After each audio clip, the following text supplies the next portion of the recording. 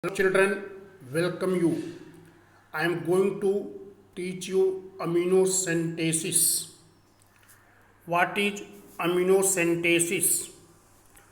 Amniocentesis is a technique by which a small amount of amniotic fluid is withdrawn at a very early stage of fetal development. It is analyzed by for certain metabolites.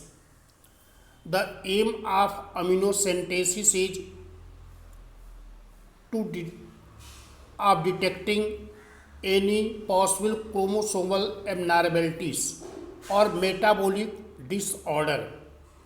Children, you have to know what is the amniotic fluid. You see, the amniotic fluid that surround the fetus in the uterus act like the cushion and as a shock absorber. See here, this is the structure of the uterus, and in the uterus this fetus is developing. Around it there is amniotic fluid. This liquid is called amniotic fluid. This little amounts of amniotic fluid is taken out, and that amniotic fluid is used to analyze, and from that they try to detect chromosomal abnormalities or metabolic disorders in the developing baby or developing embryo. Amniocentesis is usually considered for any pregnant woman who is 35 years of age or more at delivery. Amniocentesis is done when there is chromosomal problem in the baby, like Down syndrome, or there is some abnormalities, or couples are at the risk of parentally diagnosable genetic conditions.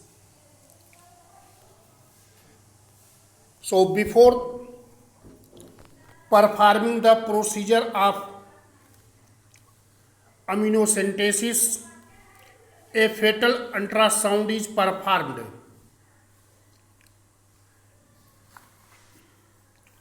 Then from the amniotic fluid is taken for parental diagnosis also.